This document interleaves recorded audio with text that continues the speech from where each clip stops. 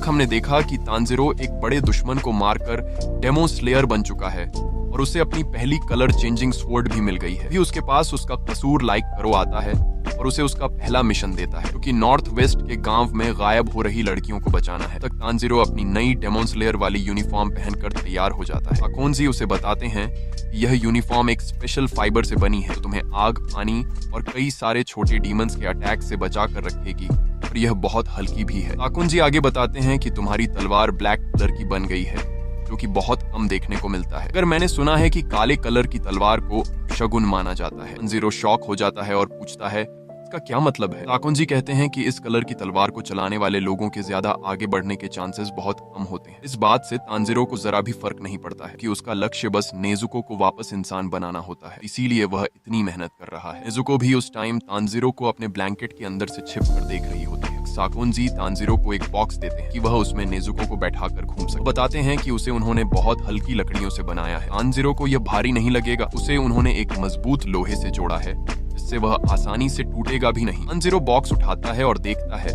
वह सच में बहुत ही हल्का है। वह नेजुको के पास जाकर उसे बॉक्स में आ जाने को कहता है, लेकिन नेजुको उसमें जाने से घबराती है। जब तांजिरो उसका इंतजार करता है वह बॉक्स में आ जाती है। अगली सुबह दोनों अपने नॉर्थ वेस्ट के सफर पर निकल जाते हैं। ताकोंजी भी उन्हें खुशी से अलविदा कह देता है। रास्ते में तांजिरो नेजुको से पूछता है कि तुम कैसी हो। उसे कोई जवाब नहीं मिलता। इस पर उसे ताकोंजी की कही बात याद आती है। नेजुको इंसान खाने वाले डीमंस जैसी नहीं है, बल्कि वह सोकर खुद को रिकवर करने की कोशिश करती है। तांजिरो समझ जाता है कि नेजुको अभी भी सो रही है और वह आगे बढ़ने लगता है। टाइम बाद आखिरकार तांजिरो नॉर्थ वेस्ट के उस गांव में पहुंच जाता है और उसे वहां रास्ते में एक घायल आदमी काजुमी दिखता है जिसकी हालत बहुत खराब होती है। सभी लोग उसी के बारे में बात कर रहे होते हैं और कहते हैं कि यह बेचारा वही है जिसकी गर्लफ्रेंड कल रात गायब हुई है। तांजिरो सुन लेता है और काजुमी को आवाज लगाकर रोकता है। फिर उससे पूछता है कि पिछली रात को असल में हुआ क्या था। काजुमी उसे सब बताता है और उस जगह जाता है जहां से वह लड़की गायब हुई थी। वह कहता है कि तुम्हें भी मेरी बात पर भरोसा नहीं होगा,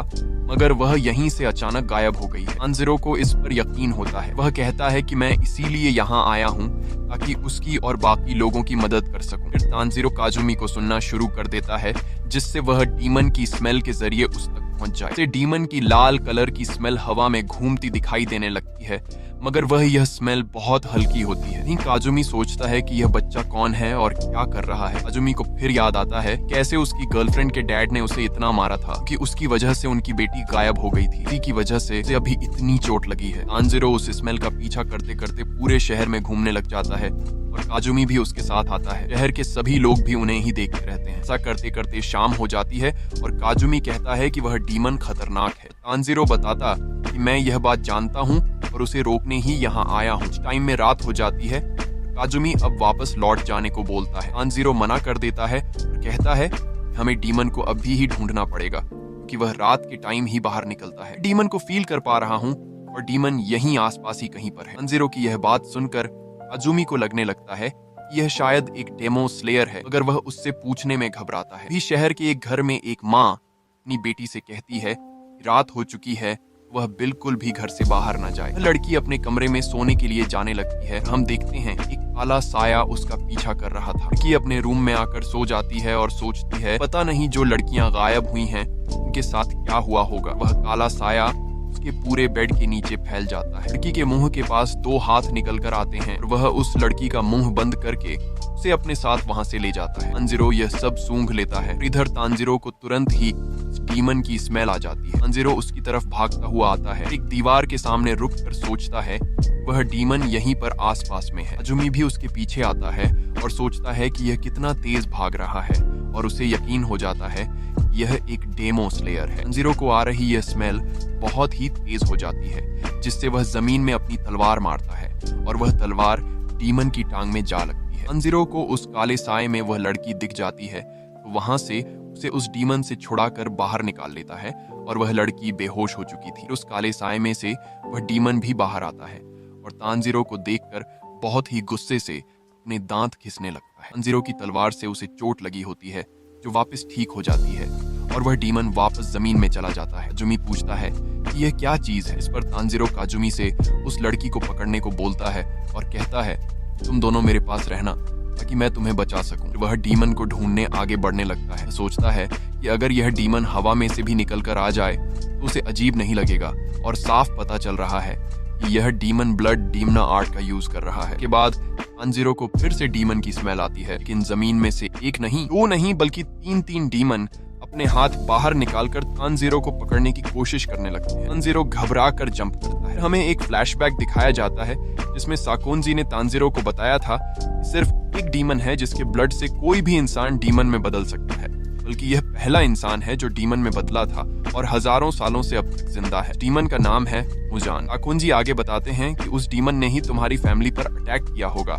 वही डीमन तुम्हारा टारगेट है, कि शायद वही नेजुको को वापस इंसान बना सकता है। कहानी वापसी में आती है। तानजीरो उन तीनों डीमंस पर अपना वाटरफॉल अटैक कर देता है, और उसका अटैक मिस हो जाता है और सिर्फ उन डीमंस के हाथ ही कटते हैं। तीनों डीमंस वापस जमीन में चले जाते हैं, जिससे तानजीरो को पता चलता है कि उन तीनों की स्मेल सेम है। सोचता है कि डीमंस कभी भी साथ में काम नहीं करते। हो सकता है कि यह एक ही डीमन है जिसने 3 रूप लिए हुए हैं। डीमन के हाथ कट गए थे, उन डीमंस को कोई फर्क नहीं पड़ता क्योंकि उनकी हीलिंग पावर बहुत ही ज्यादा होती है। लेकिन उनमें से एक अचानक से उस लड़की की ओर हाथ बढ़ाने लगता है। तानजीरो को इसकी भनक लग जाती है और वह वापस वाटर व्हील अटैक करता है, मगर उसका अटैक फिर से मिस हो जाता है क्योंकि ये डीमंस बहुत ही तेज हैं। मगर फिर भी वह जैसे तैसे काजुमी और लड़की को बचा लेता है और सोचता है इन दोनों के यहाँ रहते हुए मैं फुल स्विंग यूज नहीं कर पा रहा हूँ। तानजीरो इन डीमंस से पूछना चाहता था कि मुजान नाम का डीमन उसे कहाँ मिलेगा, या वह नेजुको को वापस इंसान कैसे बना सकता है। अभी 3 में से एक डीमन निकलकर बाहर आता है और तानजीरो पर चिल्लाना शुरू कर देता है। कहता है तुम इस लड़की को यहीं छोड़कर चले जाओ कि यह लड़की 16 साल की हो चुकी है और हर सेकंड बढ़ते बढ़ते इसका टेस्ट कम हो रहा है और जल्दी ही कुछ नहीं बचेगा। अभी पीछे से दूसरा एक सींग वाला डीमन निकलकर बाहर आता है और उसे शांत हो जाने को कहता है। आगे कहता है चिंता मत करो, वैसे भी बहुत सारी 16 साल की लड़कियां खाली हैं, एक लड़की का जाने से कुछ नहीं होगा। पहला डीमन नहीं मानता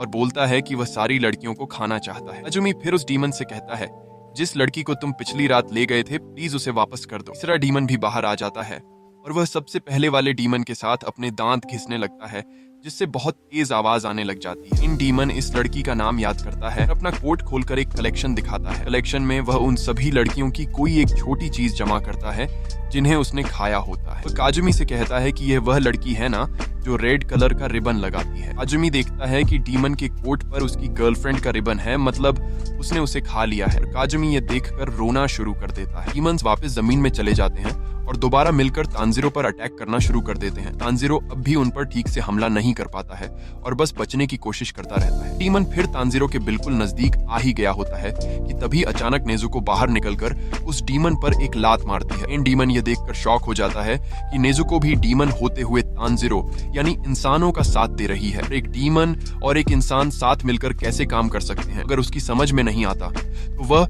और बाकी डीमंस वापस जमीन में चले जाते हैं। नेजुको फिर पीछे मुड़कर काजुमी और उस लड़की को देखती है और उससे उन दोनों में अपनी फैमिली दिखाई देने लग जाती है और नेजुको उन्हें प्यार भरी नजरों से देखने लग जाती है और तानजीरो को साकोंजी की कही बात याद आती है। साकोंजी बताते हैं नेजुको के सोते टाइम उन्होंने नेजुको को हिप्नोटाइज कर उसके दिमाग में यह बात डाल दी थी सभी इंसान उसकी फैमिली हैं और सभी डीमंस उसके दुश्मन हैं। इसी वजह से नेजुको को लगता है तानजीरो के साथ काजुमी और वह लड़की भी उसकी फैमिली है और वह डीमन से प्रोटेक्ट करेगी। डीमंस वापस बाहर आ जाते हैं। अब इसके बाद नेजुको भागकर एक डीमन की तरफ जाती है उस पर अटैक करने के लिए और इसी के साथ यह एपिसोड खत्म हो जाता है।